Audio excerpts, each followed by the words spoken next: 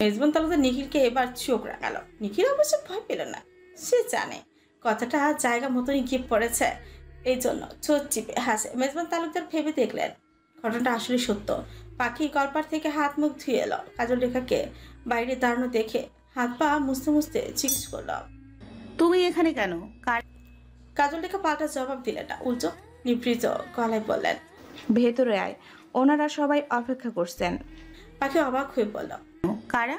ভেতরে গেলে দেখতে পাবি। পাখি ওর আম্মার কথা আগাগোড়া কিছুই বুঝতে পারল না।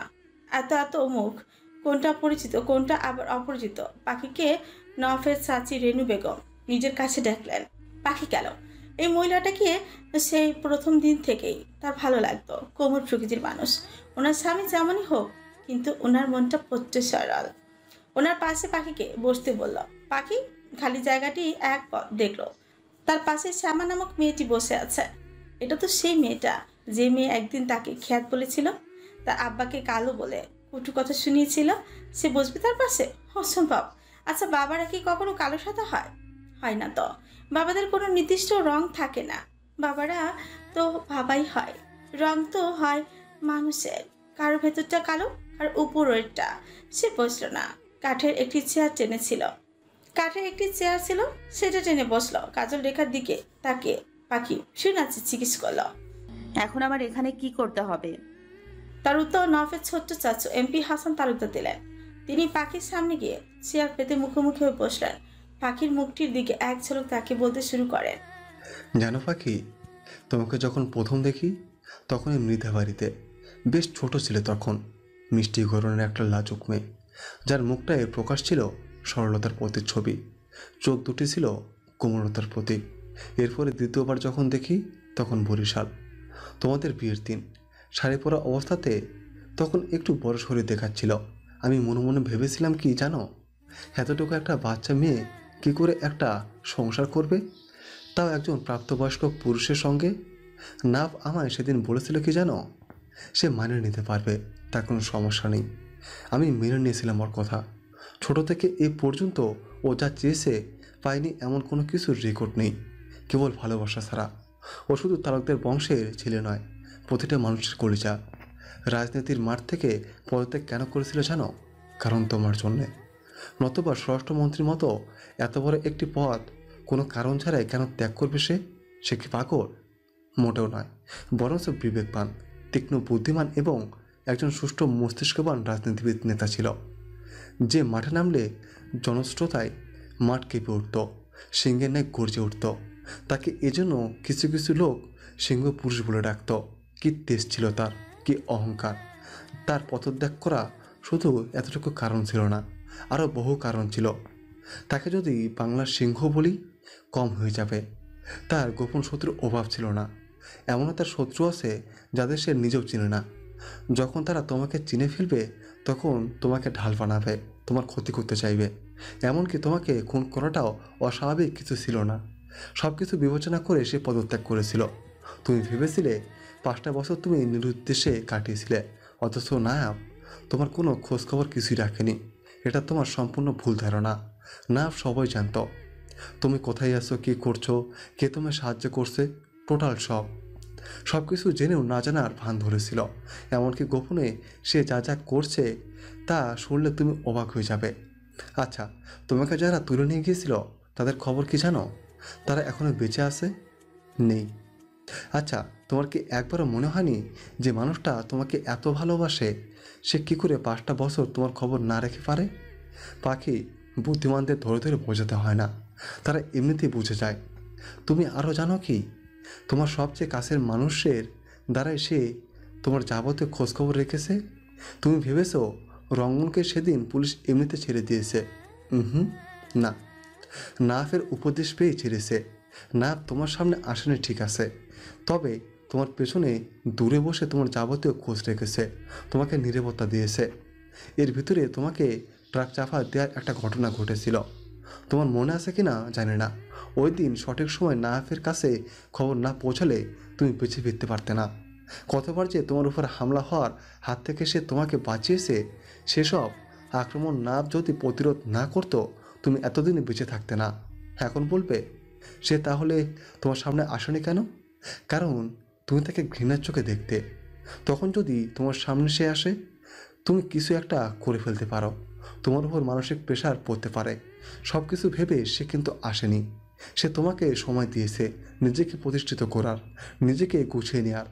তবে তোমার সফলতার পেছনে নাফের কোনো ভূমিকা ছিল না। সে শুধু তোমাকে নিরাপত্তা দেওয়ার কাজটুকু করেছিল। সাহায্য অবশ্যই করতে চেয়েছিল, কিন্তু তুমি ছিলে প্রচণ্ড আত্মসম্মান বোধের একজন নারী। তাই যে সাহায্য করতে গিয়ে সন্দেহের দৃষ্টিতে থাকতে চায়নি। তাই বলে আমি তোমাকে বলবো না নাবকে একেবারে ক্ষমা করে দাও কিংবা এক্ষুনি ওকে মেনে নাও, সংসার করো। তোমার অভিমান করার অধিকার আছে, রাগ করার অধিকার আছে, এটা যুক্তিগত কারণ। তোমার আত্মবিশ্বাস, আত্মসম্মান, আত্মনির্ভরশীলকে আমি সম্মান করি, শ্রদ্ধা করি। সেই সম্মানবোধ থেকে বলছি, ওকে যদি কষ্ট দাও একেবারে সুন্দরভাবে যত্ন করে দাও, থেমে থেমে দিও না। তাই বলে বেশি দিন দূরে থেকো না। যাকে ভালোবাসো তার দোষ গুণগুলি যদি ক্ষমা করতে না পারো, তাহলে সেই ভালোবাসা অর্থহীন, মূল্যহীন। আজ কিন্তু না আসেনি, ইভেন সে জানেও না আমরা এখানে এসেছি। সে বরিশাল গেছে। সেই সুযোগে আমরা সবাই এক বুক আশা আলো নিয়ে তোমার কাছে এসেছি। দেখো পাখি, আমাদের জীবনটা ছোট হতে পারে, তবে তার গতিপথ কিন্তু ছোট নয়।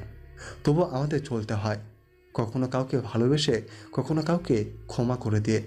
সেদিন তালুকদারের বাড়িতে যা ঘটেছিল সেটা অন্যায় হয়েছে, রীতিমতন জুলুম, নিষ্ঠুর বর্বরতা। নাককে চিনি আমি, কতটা ও তোমার জন্য উন্মাদ তাও জানি। কিন্তু ওর একটা বাজে অভ্যাস আছে, রাগ সহজে কন্ট্রোল করতে পারে না। সে তোমার গায়ে হাত তুলেছিল, যেটা ওর জন্য নয়, সমগ্র তালুকদার বাড়ির জন্য কলঙ্ক। তালুকদার বাড়ির পুরুষেরা যতই খারাপ হোক, তারা কখন স্ত্রীদের গায়ে হাত তোলে না। তার সীমা সে অতিক্রম করেছে। এজন্য দরকার পড়লে ওকে ডেকে নিয়ে সবার সামনে বসে 5-10টা জুতা দিয়ে পিটিয়ে দেব।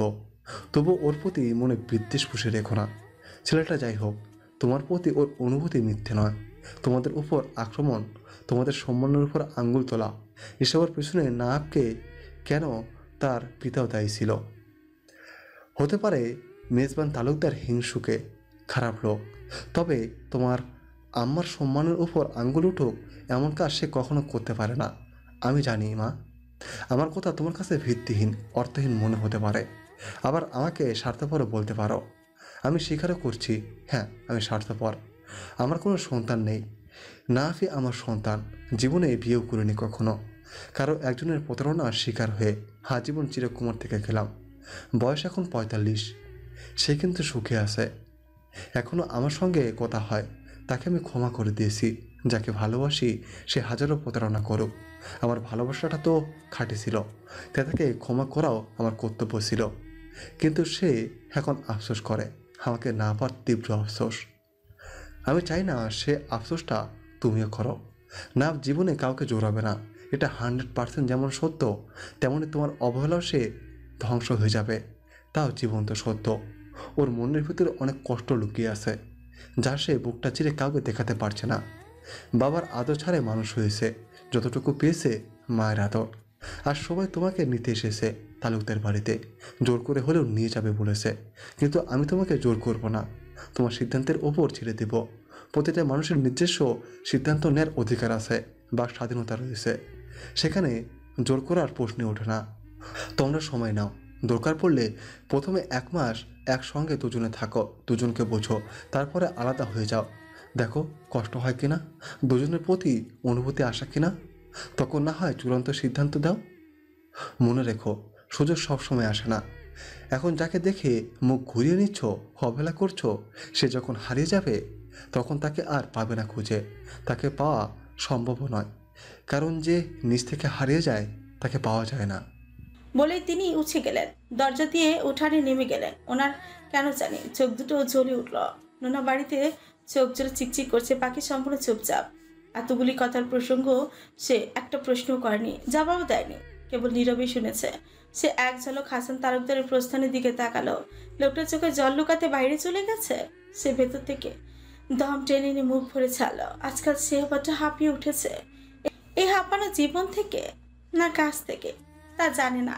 সারাদিন কাজ আর ক্লাস করে আসার পর এত বড় ঝঞ্ঝা ঝড় আর নিতে পারছে না, মাথাটা ধরে যাচ্ছে। কোথাও দূরে ছুটে পালিয়ে যেতে ইচ্ছে করে। যদি সেখানে মুখ ভর্তি দম ফেলা যায়, প্রাণোচ্ছল হাসিটুকু হাসা যায়, আর একটুখানি বিরক্তহীন সময় কাটানো যায়। হাসান তালুকদারের কোনো কোনো কথা তার নিকটে ভালো লেগেছে, আবার কোনো কোনো কথায় সে মাত্রাতে একটু বিরক্ত হয়েছে। হয়তো উনি ওনার জায়গায় সঠিক। সে মলিন মুখ আর আজ ভাঙা ক্লান্তময় দেহটা নিয়ে উঠেই যাচ্ছিল। তখনই মেজবান তালুকদার উঠে এলেন, পাখিকে পিছু হতে ডেকে উঠলেন। দাঁড়াও। পাখি প্রতিমধ্যে থেমে পড়ে। উনি ওনার সন্নিকটে এগিয়ে এসে জিজ্ঞেস করেন, আমরা কি হাঁটতে হাঁটতে কোলাহল মুক্ত পরিবেশে কথা বলতে পারি? পাখি জবাব দেয় না, তবে আগে আগে নীরবে হেঁটে যায়। তিনি পাখির পিছু পিছু হেঁটে যান। তারা পুকুর পাড়ে এসে দাঁড়ায়। পুকুরের ভেতরে দুটো হাঁস ছিল। ওদের দিকে তাকে মেজবান তালুকদার বললেন, কাচারি ঘরে যে বসে গাছ পাতা খাইয়েছ তা কিন্তু ভীষণ মজা ছিল। পাখি ওনার দিকে চাইল না, তবে বুঝলো তিনি ওর সঙ্গে রসিকতা করছে, যেটা ওর পছন্দ হয়নি। পাখি পুকুরের স্বচ্ছ জলের দিকে দৃষ্টি দিয়ে বললেন, কি বলতে চান আপনি? ভনিতা না করে সরাসরি বলুন। বলেই শক্ত চোখ জোড়া মেজবান তালুকদারের দিকে পাখি তাক করে রাখে। মেজবান তালুকদার সামান্য অবাক হলেন। এতদিন ধরে মেয়েটাকে বহুবার দেখেছেন, কখনো মনে হয়নি মেয়েটা কাজল রেখার প্রতিচ্ছবি। তবে আজ কেন জানি মামির আচরণ একই মনে হচ্ছে। সে ছোট্ট কিশোরী মেয়েটা আর কিশোরী নেই, পূর্ণ বয়সের হয়ে উঠেছে। সে সঙ্গে কড়া গলায় তাকে কথা শোনাচ্ছে। অবশ্য তার ছেলেও কি অমকিসে ওনার গাঢ় ভাবুকের মধ্যেই। পাখি আবারও বলল, এখন আবার এসব বলবেন না যে আমার বাবাকে আপনি খুন করেননি। আমার চরিত্রে কালো ট্যাগ লাগাতে আপনি লোক পাঠাননি, রাইট? উত্তরটা আমি দিয়ে দিই, আপনি এসব কিছুই করেননি, তবে বাধাও দেননি। আপনাদের বাপ ছেলের ভেতরে দ্বন্দ্ব বাজানোর জন্য নাহিদ তালুকদার আর আপনার ছেলের গোপন শত্রুপক্ষ হাত মিলিয়ে কাজগুলি করেছে, আর আপনি সেগুলি জানতেন। এরপরেও আপনার ছেলেকে বলেননি, কারণ আপনিও তাদের মতন এটাই চেয়েছিলেন, ওদের সমর্থন করেছিলেন। মেজবান তালুকদার সঙ্গে সঙ্গে প্রতিবাদ করে উঠল, না না, ওইসব মিথ্যা কথা, আমি এমনটা চাইনি। তাহলে নীরব কেন ছিলেন? জাহিদ আমার কুকর্ম সম্পর্কে সব কিছু জানতো। যেহেতু রাজনীতি করি, তাই আমি দুধের দোয়া তুলসী পাতা নয়। জাহিদকে বাধা দিতে গেলে সে নিজে সেসব কুকর্ম ইন্টারনেটে ছেড়ে দিবে বলে আমাকে হুমকি দিয়েছিল। আমার এত বছর ধরে গড়ে তোলা সম্মান, মন্ত্রিত্ব সব দুলের সাথে মিশে যেত। সেজন্য আমি সেদিন নীরব ছিলাম। পাখি একটুখানি তাচ্ছিল হাসল। অন্যায় করা আর অন্যায় করতে দেখে নীরব থাকা দুটোই সমান অপরাধ। আপনি জানেন সেদিন টক শোতে বসে আপনার ছেলে কি বলেছিল? উনি নিজের সঙ্গে নিজে ওয়াদা করেছে, আপনি যদি এসবের সঙ্গে এক বিন্দু পরিমাণও জড়িত থাকেন তাহলে সে ভুলে যাবে আপনি তার বাবা। আপনার বুকে ছুরি ঢুকাতেও ওনার হাত কাঁপবে না। যখন উনি জানতে পারবে এসবের সঙ্গে সত্যি সত্যি আপনি জড়িত ছিলেন, তখন কি হবে? এমনটা যেন না হয় সন্তানের হাতে পিতা খুন। বলে পাখি স্থান ত্যাগ করলো, কিন্তু যেতে পারল না। মেজবান তালুকদার তার পা দুটি ওখানে মাটির সঙ্গে খামচে আটকে রয়। জানেন তার ছেলে ভয়ঙ্কর সত্তার কথা। বাপ বলে বিন্দুমাত্র ছাড় পাবে না। ওনাকে মারতেও ওনার ছেলের হাত বিন্দুমাত্র পর্যন্ত কাঁপবে না। ঘরে ঢোকার পর পাখির নজর পড়ল নওয়াফের দিকে। এই লোকটা তখন ছিল না, এখন কোথা থেকে হুট করে উদয় হলো। গায়ে সাদা শার্টটিতে রক্তের কয়েক ফোঁটা দেখা গেল। কাকে আবার খুন করে এলো নাকি আহত করে এসেছে, সে ওসবে আর দৃষ্টি রাখলো না। সরিয়ে এনে সকলকে উদ্দেশ্য করে বলল, আপনারা আমাদের অতিথি, সেটা আপনার বোনের শ্বশুর বাড়ি হিসেবে। সেই উদ্দেশ্যে যদি এসে থাকেন তাহলে মাথায় তুলে রাখবো, আর যদি ভুল পরিচয়ে এসে যান তাহলে সরি, আসতে পারেন, দরজা ওই দিকে। বলে পাখি হাতের ইশারায় ওনাদের দরজাটা দেখিয়ে দিল। নবাবের বড় ফুপু মিসেস সাবরিনা জবাবে বলেন, আমরা আজ তোমার বোনের শ্বশুরবাড়ির লোক হিসেবে আসিনি, পুরো তালুকদার গোষ্ঠী এসেছি আমাদের বাড়ির অভিমানী বউটা ফিরিয়ে নিতে। এবার তোমার আমাদের গুরুজনদের কথা মানা উচিত পাখি। পুরো তালুকদার গোষ্ঠী তোমার কাছে ওই দিনের ব্যবহার আর ঘটনার জন্য ক্ষমা চাচ্ছে। এবার ক্ষমা করে দিয়ে আমাদের সঙ্গে চলো না। নওয়াব চেয়ার ছেড়ে উঠে দাঁড়ালো। খুবই চলে আসুন, বাড়ি ফিরতে হবে। সাবরিনা অবাক হয়ে বললেন, চলে যাব মানে? আমাদের বাড়ির বউ ছাড়া যাচ্ছি না, দরকার পড়লে সারা জীবন এখানে পড়ে থাকবো, তবুও খালি হাতে ফিরছি না। নবাব সামান্য হাসলো, হেঁটে গিয়ে ওনার ফুপুকে বলল, তুমি কাকে কি বলছো? সে নওয়াব তালুকদারের স্ত্রী, মিসেস পাখি তালুকদার। নওয়াব তালুকদারের মতন ঘাড়তেরা, তার কাছ থেকে হ্যাঁ উত্তর পাবে আশা করলে কি করে? তুই? বাড়ি চলো। কিন্তু নবাবের ছোট ফুপু সেলিনা সুফি বললেন, আপা সারো তোর কথা।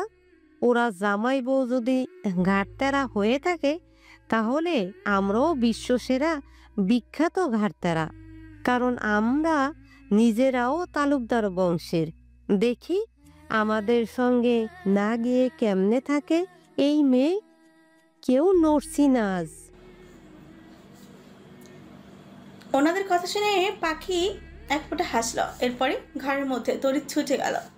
কিছুক্ষণ পর আবারও ফিরে এলো, তার হাতে এক সেট জামা কাপড়, বেশ পুরনো। সেটা নওয়াফের মুখের উপর ছুঁড়ে মারল। সকলে অবাক হয়ে তাকিয়ে রইল। ওর উপস্থিতি আচরণে কিছুটা বিক্ষুব্ধ হলো, তবে প্রকাশ করল না, কারণ যেখানে নওয়াব নীরব, প্রতিবাদ করছে না, সেখানে স্বামী স্ত্রীর ব্যাপারে নাক ঢুকিয়ে তারা কি করবে? পাখির আচরণে নওয়াব অবশ্য নতুন করে বিরক্ত হলো না, আগে থেকে এসবের সঙ্গে পূর্ব পরিচিত তিনি, তবে চুপচাপ। কাপড়টির দিকে তিনি নির্বিকার থাকেন, বুঝতে চেষ্টা করলেন কাপড়টিতে কি এমন আছে। হঠাৎ মনে হলো এটা তো সেই কাপড়টা যেটা পাখির পরনে সেই দিন ছিল, যেদিন পাখি তার কাছে সর্বশেষ কি ছিল। পাখি খুব ঠান্ডা মেজাজে বলল, আপনারা সবাই চেয়েছিলেন না আমি যেন আপনাদের সঙ্গে ফিরে যাই? ঠিক আছে, আপনাদের সঙ্গে ফিরে যাব, কিন্তু তার আগে এই কাপড়ে যে রক্ত লেগে আছে সেই রক্তের দাগ মুছে দিতে বলুন আপনাদের ছেলেকে। পাখির কথা শুনে সকলে স্তব্ধ হয়ে গেল। অবাক হলো না কেবল লম্বাটে পুরুষটি, ওইদিকে নিখিল মুখ ফুটে বলেই উঠছে, ও এই ব্যাপার তাহলে? এটা কোনো কাজ হলো? নওয়াফের দরকার নেই, এই কাজ আমি নিজেই করে দিতে পারি। দে তো কাপড় আমার কাছে দে, আমি ধোবো। প্রথমে সার্ফ এক্সেল দিব, না উঠলে রঙের বালতির মধ্যে চুবিয়ে উঠিয়ে নিয়ে আসবো। সিম্পল। এই সামান্য একটা বিষয় নিয়ে এত ঝগড়াঝাটি করার কি দরকার আছে বাপু? বুঝলাম না। নিখিলের কথা শুনে কেউ কেউ হাসলো, কেউ আবার বিরক্তি পোষণ করলো, মুক্তি চোখ রাখালো। নিখিল পড়াও করলো না। বিয়ের পর থেকে তার শরীর আগের চেয়ে মজবুত হয়েছে। আগে কথা তার বউ বিয়ে করবে না বলতো, এখন তো আর সেই অপশন নেই। নওয়াব নিখিলের কাঁধে গিয়ে হাত রাখে। নিখিল ঘাড় ঘুরিয়ে দেখলো নওয়াবকে। কিছু ভুল বললাম ব্রাদার? তিনি ওর জবাবে উত্তর দিলেন না, উল্টো মরিন মুখে বললেন, কারো ইমোশন নিয়ে মজা করিস না। আর হ্যাঁ, ওনাদের নিয়ে বাড়ি চলে যা। বিয়ে করেছি আমি একা, বুঝবো আমি একা। আমার বউ কোথায় যাবে না যাবে সেটা ওর ব্যক্তিগত ব্যাপার, তার জন্য ওকে হ্যারাসমেন্ট করার কি দরকার? বলে তিনি বেরিয়ে যাচ্ছিলেন। নিখিল পিছু ডাকলো, পাখি যাচ্ছিস মানে? বিয়েটা তো লাফিয়ে লাফিয়ে একা একা ঠিকই করেছিস। এক বাচ্চার বাবা হয়ে গেছিস, এখন আর তোদের মান অভিমান করা সাজে?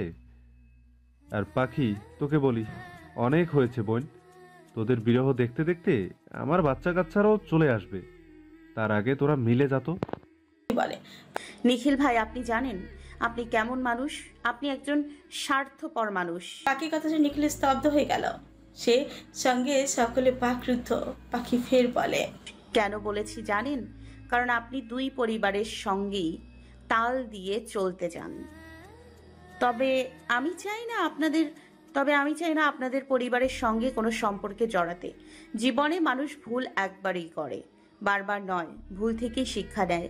আজ যারা এখানে এসেছে না, সবাই স্বার্থের জন্য, কারণ তাদের ছেলে তাদের সঙ্গে থাকছে না, খাচ্ছে না, কথা বলছে না। এই জন্য ভালো কাকে বলবো? দিন শেষে সবাই স্বার্থ খুঁজে, কেউ ভালো না। আমি এখন হাঁপিয়ে উঠেছি, ক্লান্ত হয়ে গেছি। আপনাদের সকলের কাছে হাত জোড় করছি, আমাকে আমার মতন থাকতে দিন, নতুন করে বিরক্ত করবেন না। বলে পাখি বেরিয়ে গেল। নিখিল আশ্চর্য হয়ে বলে, নওয়াব, তুই ওকে আটকা। এই সুযোগ সবাই এখানে আছে, সবার কথা ওর শোনা উচিত। নওয়াব জবাবে জানতে চাইল, কেন আটকাবো? তুই জানিস না কেন আটকাবি? নিজের দিকে তাকিয়ে দেখেছিস দিন দিন কেমন হয়ে যাচ্ছিস তুই? ধ্বংসের পথের দিকে হাঁটছিস। তিনি একটুখানি নিঃশব্দে হাসলেন। কষ্ট দেখাবো কাকে? যে কষ্ট পাবো জেনেও আঘাত করে বুকে। দুঃখ লুকাবো কই, যাকে দেখাই সেই হাসে খই।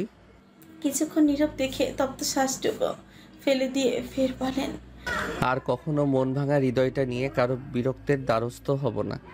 একান্তই যদি সহ্য ক্ষমতা না থাকে তাহলে হারিয়ে যাব কোনো কিংবদন্তির তীরে, অথবা তিমিরে ঘেরা উজানের বুক চিরে কোনো এক মৌনতার ভিড়ে। সকাল সকাল শান্তদের পাখি খবর দিয়েছিল নিজ হাতে কাচ্চি রাতে খাওয়াবে বলে। কাচ্চির অফার শুনে শান্ত আর শুভ তো ভীষণ খুশি, সেই সঙ্গে একটুখানি বিস্মিত হয়েছে। এমনিতেই সহসা পাখি তাদের দাওয়াত দেয় না। তাদের ধারণা মতে পাখি একটু কৃপণ, কিন্তু পাখি তার নিজের মতে সে কৃপণ নয়, একটু হিসেবে, অতএব সেটাকে কৃপণ বলে না, সঞ্চয় বলে। সকাল 10টা বাজতেই শান্ত আর শুভ কাজিরহাট এসে পৌঁছালো। তাসরিফ আর তন্ময় বলল ওরা পরে আসবে। শুভরা আর সাথে নেই। ওরা দুজনেই বাইকে বসে আনন্দে উঠছে। পাখির বাসায় যাওয়ার পর দেখলো সেখানে আগে থেকে চিত্রা আর লাবণী উপস্থিত ছিল।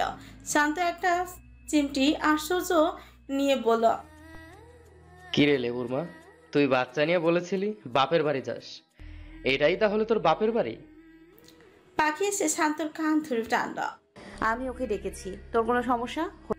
সে না হয় মেনে নিলাম, কিন্তু মিথ্যেটা ঠিক হজম হচ্ছে না ভাই। লাবণী চোখ পাকিয়ে শান্তকে বলল, তুই যখন মিথ্যে বলিস, আন্ডারওয়্যার কেনার কথা বলে বন্ধুদের সঙ্গে গিয়ে আড্ডা দিস, তখন সেসব আমি কাউকে বলি? বলার আর বাকি রেখেছিস কিছু? মাত্রই তো সব বলে দিলি। পাখি ওদের ঝগড়া থামাতে প্রসঙ্গ ঘুরিয়ে বলল, হয়েছে, এবার দুটোই থাম।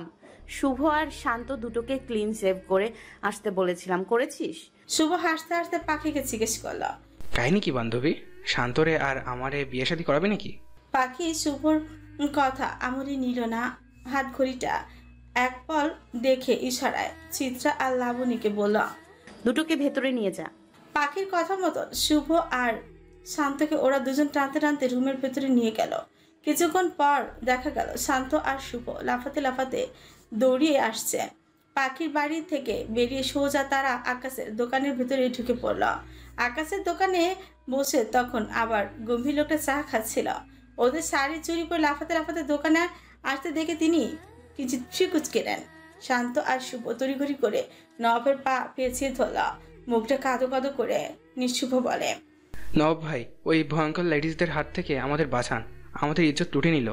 উনি ওদের কথা মাথা মন্দ কিছুই বুঝলো না, বরং ওনার তীক্ষ্ণ ও দৈত্যমান দৃষ্টিজোড়া ওদের মুখের উপর ঘুরছে। পুরুষালী মুখটা লুকাতে মেকআপের আস্তরণ পড়েছে মুখে, হাত ভর্তি চুড়ি আর শাড়ি, এ এক অদ্ভুত কাণ্ড সব। তখন তন্ময় আর তশরিফকে বাইক নিয়ে আসতে দেখা গেল। ওরা বাইক রাস্তার পাশে থামিয়ে নেমে এলো। আকাশের দোকানে শান্ত আর শুভকে নারী বেশে দাঁড়িয়ে থাকতে দেখে ওদের চোখ চড়ক গাছ।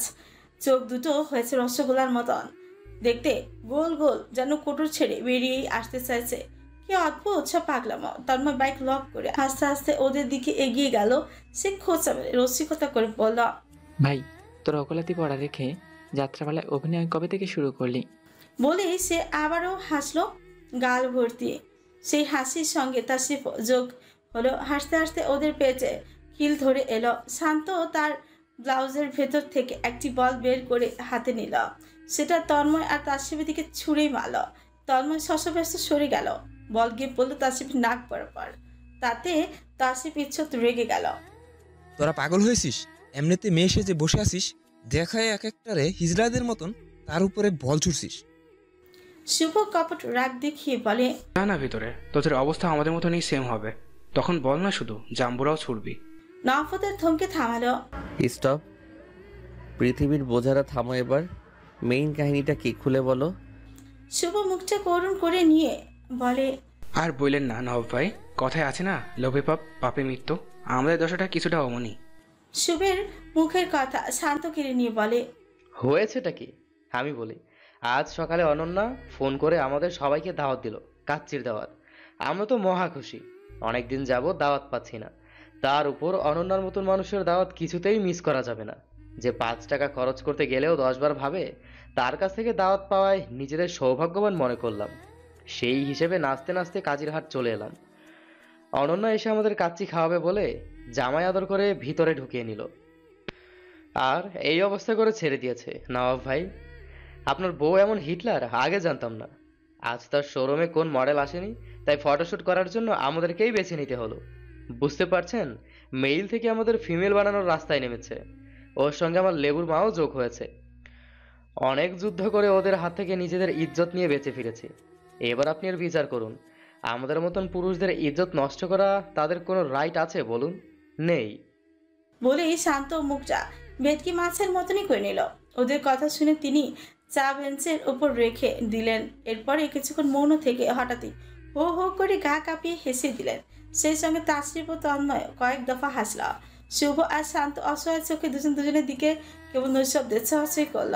বুঝলো না ওদের অমন গা কাঁপানো অট্ট হাসির কারণ। তারা দুজনেই কিয়ৎক্ষণের মধ্যে মুখটা মলিন করে নিল। আজকাল মানুষ কেমন যেন একটা হয়ে গেছে। লোকের দুঃখ কষ্টের কথা শুনে তার মুখ ভর্তি হাসে। এতক্ষণে ওদের ঘটনার আদ্যন্ত স্বল্প হলেও বুঝতে পেরেছে তশরিফ তন্ময়। নফ অবশ্য ওদের বেশভূষা দেখে কিছুটা আন্দাজ করে নিয়েছিল। ওনাকে কষ্ট করে আর বোঝাতে হয়নি। শান্তদের কাহিনী ওদের নিজেদের মুখ থেকে শোনার পর তশরিফ তড়িৎ পিছু হাঁটল। ভাই, এমনটা হলে আমি আগেই বাকছি। তখনই দেখা গেল পাখি আর তার ক্যামেরাম্যান তপনকে এই দিকে এগিয়ে আসছে। পেছনে চিত্রা আর লাবণীও আছে। ওদের হাতে একটি মেকআপ বক্স। ওরা শুভ শান্তের নাম ধরে গলা উঁচু করে চেঁচাচ্ছে। শান্ত আর শুভ ওদের দেখে কাপড় খুলে নফের পায়ের কাছে রেখে দিল ভোদর। দৌড়ানোর আগে তশরিফের হাতে শুভ দুটো বল ধরিয়ে দিল। ধর নে ভাই, তুই তো সিঙ্গেল মানুষ, কাজে দিবে বলে সেও দৌড়াতে আরম্ভ করলো। তশরিফ বল দুটো শুভর দিকে ছুঁড়ে মারল। শোনা, তুই মনে হয় মিঙ্গেল, সিঙ্গেল হয়ে আরেকজন সিঙ্গেলকে খুশা মারছিস। শুভ চেঁচিয়ে বলল, ভাই রাগ করিস না, সামান্য বলই তো দিয়েছি, অন্য কিছু না। তাতে অমন রাগ দেখানোর আছেটা কি? তাসিফ ওকে চোখের ইশারায় পা দিয়ে লাথি দেখালো। শুভ সেসব তোয়াক্কা করলো না। হাসতে হাসতে সে ভাগলো। পাখি ওদের পিছু হতে বেশ কয়েকবার ডাকলো। ওরা শুনলো না। সে বলল মহাবিপদে। এখন মডেল পাবে কোথায়? সন্ধ্যার দিকে কাজল রেখা পাখিকে একবার মৃধা বাড়িতে যেতে বললেন। গুরুতর কথার কাজ আছে বলে গেলেন। রঙ্গন এসেছিল আজ পাখির সঙ্গে দেখা করতে। পাখি রঙ্গনকে বিদায় দিয়ে ওদের বাড়িতে ঢুকে পড়ল। তখন নফ আকাশে চায়ের দোকানে বসা ছিল, চা খাচ্ছিল। পাখি ঠিক বুঝে না, ওর মাথায় খেলে না একটা মানুষ সারাদিন ধরে কত কাপ চা খেতে পারে। সে যখনই বের হয় ওনাকে দেখবে চা খেতে, কখনো রং চা, কখনো দুধ চা। এত চা খাওয়ার পরে রাতে কি ঘুম হয়? হয় না। এই জন্য তো সারাত নিদ্রাহীন প্রাণীর মতোই জেগে থাকেন উল্লুক একটা। নওয়াফের অবশ্য তাতে কোনো মাথা ব্যথা নেই। আপাতত ওনার যত সমস্যা রঙ্গনকে ঘিরে। তিনি রঙ্গনের পা থেকে মাথা অবধি যেভাবে মাপছেন যেন ওকে কষার মতন টুকরো টুকরো করে কাটবেন। রমিজ ওনার চোখের ধারা দৃষ্টি জোড়া দেখে শুকনো ছোক কিনল। আল্লাহ রক্ষা করো রঙ্গন ভাইকে, এত ভালো মানুষটার উপর বিপদ আসতে দিও না। পাখি গিয়ে ওদের বাসার চেয়ারের উপর বসল। স্বাধীনকে দেখা গেল পাশের ঘরে বসে মুভি দেখতে। মুক্তি এ বাড়িতে নেই, নিখিলদের বাড়ি আছে। কাজল রেখা পাখিকে দেখে ভীষণ খুশি হলো। মুড়ি আর মিঠাই এনে দিল খেতে। পাখি পা ঝুলিয়ে বসে বসে মুড়ি খাচ্ছিল। কাজল রেখা পাখির বুকটার দিকে কতক্ষণ নীরবে চেয়ে থাকলেন। এরপরে প্রশ্ন করলেন, কাজের চাপ কি বেশি হয়ে যাচ্ছে মা? আজ এত ক্লান্ত দেখাচ্ছে কেন মুখটা? পাখি জবাব দিল না। সে কাজল রেখার উপর একটু রাগ। কাজল রেখা অবশ্য বোকা নয়, সে সেটা জানে, বোঝে। তবুও আজ ওকে তিনি ডেকেছেন। অনেক তো হলো জীবন নিয়ে অবহেলা করা। আর কত? ইদানিং তার শরীরটা আর আগের মতন ভালো যাচ্ছে না। তার মনে হচ্ছে সে বেশি দিন বাঁচবে না। শরীরে নানা ব্যায়ামও দেখা দিয়েছে। মুক্তি তো একটা রাস্তা হলো। স্বাধীন পড়তে থাকুক, সে নিজের এক ব্যবস্থা করে নিতে পারবে। ছেলে মানুষ, তাকে নিয়ে ওনার চিন্তার কিছু নেই। কিন্তু পাখিকে নিয়ে ওনার যত চিন্তা। তিনি যা বুঝলেন, নফ দোষী হলেও সে তার পিতার মতো নয়। পাখির জন্য কত পাগলামি করতেছে তা তো নিজের চোখেই দেখা। এখন যদি একটু নরম হয় না হয় তাহলে সংসার জীবন চলে। নফ তো বারবার স্বীকারই করে যাচ্ছে তার দোষ, তার ভুল। সব কিছুর জন্য ক্ষমা চাইছে, আবার সব নতুন করে শুরু করতে চাইছে। কিন্তু তার মেয়েটাই তো চাচ্ছে না, বেঁকে বসেছে। সেই নরম সরম কিশোরী যে এত কঠোর কংক্রিটের হয়ে যাবে তিনি তো তা ভাবতে পারেননি পর্যন্ত। এই মেয়েটা ওনাকেও ছাড়িয়ে গিয়েছে। মেয়েটা দিন দিন যে হারে কঠোর হচ্ছে তাতে যেন বোঝা যায় ওর ভিতরে অন্তরাত্মা মরে গেছে। তিনি পাখিকে নরম গলায় বোঝাতে লাগলেন, দেখ পাখি, আমরা মানুষেরা জীবনের ছোট বড় অসংখ্য ভুল করি, কেউ কম কেউ বেশি। যেটা নওয়াব করেছে তোর সাথে যা হয়েছে তাও ভুলবার নয়। তবে মা, সব সময় তো সময় স্থির থাকে না। আজ আসি কাল আমি নাও থাকতে পারি। এবার আমি চাই তুই নওয়াফের সঙ্গে মিলে যা, দুজনে মান অভিমান বোঝা ভেঙে সুখী একটা সংসার কর। সময় তো কতটা পেরিয়ে গেল, তোরও বয়স হয়েছে, আমিও বেঁচে থাকতে অন্তত তোকে সুখী দেখতে চাই।